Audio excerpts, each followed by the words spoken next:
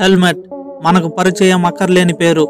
అయితే హెల్మెట్ అనే పదానికి ఫుల్ ఫామ్ మనలో చాలా మందికి తెలియకపోవచ్చు. ఇప్పుడు హెల్మెట్ అనే పదానికి ఫుల్ ఫామ్ ఏంటో తెలుసుకుందాం. హెచ్ అంటే హెడ్, ఈ అంటే ఇయర్, ఎల్ అంటే లిప్స్, ఎం అంటే మౌత్, ఈ అంటే ఐస్, టీ అంటే టీత్ అని అర్థం వస్తుంది. మన తలలో ముఖ్యమైన భాగాల నుంచి మొదట వచ్చే అక్షరాన్ని తీసుకుని జతపరిస్తే వచ్చే పదమే హెల్మెట్. అలా దీనికి పేరు వచ్చింది. విమానాల్లో ప్రయాణిస్తున్నప్పుడు మన ఫోన్లను స్విచ్ ఆఫ్ ఎందుకు చేయమంటారో చూద్దాం. విమానం ఎత్తులో ఎగురుతున్నప్పుడు మొబైల్స్ భూమి మీద ఉండే సెల్ టవర్ల నుంచి సిగ్నల్ కోసం సెట్ చేస్తూ ఉంటాయి. 1, 2 అయితే పర్లేదు, కానీ ఫ్లైట్ లో ఉన్న మొబైల్స్ అన్ని సిగ్నల్స్ కోసం సెట్ చేస్తూ ఉంటాయి. దాని వల్ల అక్కడ విడుదలయ్యే ఎలక్ట్రోమాగ్నెటిక్ ఫీల్డ్స్ వల్ల ఒక రకమైన రేడియో పొల్యూషన్ ఏర్పడుతుంది. ఇది పైలట్లు ఉండే కాక్పిట్ లో ఉండేటువంటి నావిగేషన్ ఎక్విప్మెంట్స్ మరియు ఎయిర్ ట్రాఫిక్ కంట్రోలర్స్ తో ఇంటర్ఫియర్ అవడంతో పైలట్లకు ఒక రకమైన నాయిస్ వినపడుతుంది. ఆ శబ్దాలు పైలట్లకు చిరాకును తెప్పిస్తాయి. అందువల్ల ఫ్లైట్ లో ప్రయాణిస్తున్నప్పుడు మొబైల్స్ ను స్విచ్ ఆఫ్ చేయమని లేదా ఫ్లైట్ మోడ్ లో పెట్టమని చెబుతూ ఉంటారు. ఎక్కిళ్ళు ఎందుకు వస్తాయి? ఎక్కిళ్ళు డయాఫ్రమ్ వల్ల వస్తాయి. ఛాతి కిందుగా కడుపుపై భాగాన ఉండే వర్తులాకార పొరను డయాఫ్రమ్ అంటారు. ఇది శ్వాసక్రియను నిర్వర్తించే సమయంలోనూ ఆహారం తీసుకునేటప్పుడు అటు ఇటు కదలిక శరీరంలో ఒత్తిడిని సమతూకంగా ఉండేట్లు చేస్తుంది. దీన్ని నియంత్రించడానికి మెదడులో ప్రత్యేక కేంద్రం ఉంటుంది. దీని నుండి బయలుదేరిన ప్రాణిక్ నాడి డయాఫ్రమ్ వరకు ఉంటుంది. డయాఫ్రమ్ ఊపిరి పీల్చినప్పుడు ముడుచుకుని ఉంటుంది. ఊపిరి వదలగానే మళ్ళీ మామూలుగా ఉంటుంది. ఈ ప్రక్రియ ఒక క్రమ పద్ధతిలో జరుగుతుంది. ఏ కారణం చేతనైనా ప్రాణిక్ నాడి గాని డయాఫ్రమ్ గాని ఒక క్రమ పద్ధతిలో అన్వయించుకోకపోవడం వల్ల చర్య క్రమం తప్పుతుంది. ఇలాంటి పరిస్థితుల్లో గాలి పీల్చుకుంటే స్వరపేటిక హఠాత్తుగా మూసుకుంటుంది. దీనితో హిక్ అనే చప్పుడు వస్తుంది. డయాఫ్రమ్ సక్రమంగా పనిచేసేదాకా ఈ విధంగా వస్తూనే ఉంటుంది. దీనినే మనం ఎక్కిళ్ళు అంటాం.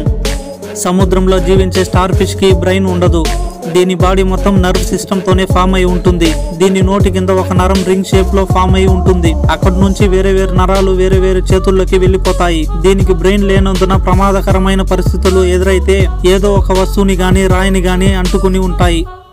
మనం ఎప్పుడైనా లేస్ ప్యాకెట్ లేదా కుర్కురే ప్యాకెట్లను గమనిస్తే ఆ ప్యాకెట్ నిండుగా గాలి నింపి ఉంటారు. వాస్తవానికి అది ఒట్టి గాలి కాదు, అది నైట్రోజన్ గ్యాస్. ఈ గ్యాస్ కి రంగు, రుచి, వాసన ఉండదు. ఈ నైట్రోజన్ గ్యాస్ నింపడానికి ప్రధాన కారణం ఏంటంటే లోపల ఉన్న చిప్స్ విరిగిపోకుండా అలానే చెడిపోకుండా చాలా రోజుల వరకు ఉండటానికి ఈ గ్యాస్ ని నింపుతారు. అదే ఒట్టి ఆక్సిజన్ వాయువుని నింపితే ఆక్సిడైజింగ్ వల్ల చిప్స్ త్వరగా పాడవుతాయి. ఇండియాలో టాప్ వండర్స్ లో బ్యాలెన్సింగ్ రాక్ కూడా ఒకటి. ఇది తమిళనాడులోని మహాబలిపురంలో ఉంది. ఈ రాయిని చూస్తే పడిపోతుందేమో అని భయపడుతుంటారు. ఈ రాయిని శ్రీకృష్ణుడి వెన్నముద్ద అని కూడా పిలుస్తారు. ఈ రాయి మహాబలిపురం బీచ్ పక్కనే ఉంటుంది. ఈ అద్భుతాన్ని చూసేందుకు యాత్రికులు పెద్ద సంఖ్యలో వస్తూ ఉంటారు. ఈ రాయి ఆధారం లేకుండా చాలా కాలంగా ఉందని అక్కడ ఉంటున్న స్థానికులు అంటున్నారు. యాపిల్ కంపెనీ లోగో సగం కొరికినట్టు ఉంటుంది కదా, అది ఎందుకో చూద్దాం. ఈ లోగోని క్రియేట్ చేసిన వ్యక్తి పేరు జానఫ్. ఇతను ఒక ఇంటర్వ్యూలో మాట్లాడుతూ యాపిల్ పండు పూర్తిగా ఉంటే చూసేందుకు కొద్దిగా చెర్రీ పండును పోలినట్టుందని, దాంతో చాలా మంది కన్ఫ్యూజ్ అయ్యే ఛాన్స్ ఉంది కాబట్టి సగం కొరికిన యాపిల్ ను డిజైన్ చేశానని అతను చెప్పుకొచ్చారు. ప్రస్తుతం నడుస్తున్న కాలంలో మనకు గవర్నమెంట్ జాబ్ కావాలంటే తప్పనిసరిగా పరీక్ష రాసి ఉత్తీర్ణత అయితేనే మనకు జాబ్ వస్తుంది. అయితే ఈ పరీక్ష అనే సిస్టమ్ ని ఎవరు కనిపెట్టారో తెలుసా? Henry Michel American. ఇతనే మొట్టమొదటిసారిగా పరీక్ష కనిపెట్టిన గనుడు.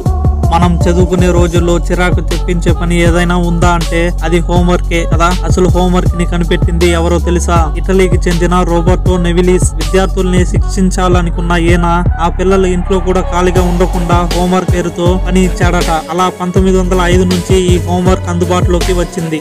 మనం ఎప్పుడైనా హైవే రోడ్లపై బండి నడుపుతున్నప్పుడు రోడ్డుపై వైట్ అండ్ ఎల్లో పెయింట్స్ తో బార్డర్స్ వేసి ఉండటాన్ని చూసుంటాం కదా. దానికి అర్థం మనలో కొంతమందికి తెలిసి ఉండొచ్చు, మరికొందరికి ఆ లైన్ దేనిని సూచిస్తుంది అనే విషయం తెలియదు. కాబట్టి తెలియని వారు ఇప్పుడు తెలుసుకోండి. ఇప్పుడు చూస్తున్న లైన్ పేరు బ్రోకన్ లైన్స్. ఈ లైన్స్ కి అర్థం ఏంటంటే మనం ఓవర్ టేక్ చేయాలి అనుకున్నప్పుడు ముందు వెనక ఒకసారి చెక్ చేసుకుని వెహికల్స్ ఏది లేని పక్షంలో ఈ బ్రోకన్ లైన్స్ ని దాటి ఓవర్ టేక్ చేయవచ్చు అని అర్థం. ఇప్పుడు చూస్తున్న లైన్ పేరు సాలిడ్ లైన్. దీనికి అర్థం ఏంటంటే మనం డ్రైవ్ చేస్తున్నప్పుడు ఆ లైన్ ని దాటకుండా వెళ్లాలని అర్థం. ఇప్పుడు చూస్తున్న లైన్ పేరు ఎల్లో సాలిడ్ లైన్. దీనికి అర్థం ఏంటో చూద్దాం. రోడ్డుపై ఇలాంటి లైన్ ఉంటే ఓవర్ టేక్ చేయవచ్చు, అయితే జాగ్రత్తగా ఆ ఎల్లో లైన్ దాటకుండా ఓవర్ టేక్ చేయాలి అని అర్థం. ఇప్పుడు చూస్తున్న లైన్ పేరు డబుల్ ఎల్లో సాలిడ్ లైన్. దీనికి అర్థం ఏంటంటే మనం డ్రైవ్ చేస్తున్నప్పుడు ఎట్టి పరిస్థితుల్లోనూ ఆ లైన్ ని దాటకూడదు అని అర్థం. ఈ లైన్ కి పేరు ఎల్లో బ్రోకన్ లైన్. ఇలాంటి లైన్స్ ఉంటే మనం ఓవర్ టేక్ చేయవచ్చు, అయితే మనం సిగ్నల్ ఇస్తూ జాగ్రత్త వహిస్తూ వెళ్ళవచ్చు. ఈ లైన్ కి పేరు solid line with broken yellow line.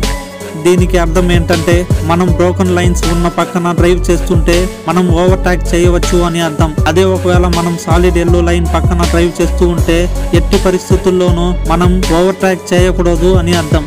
Thank you.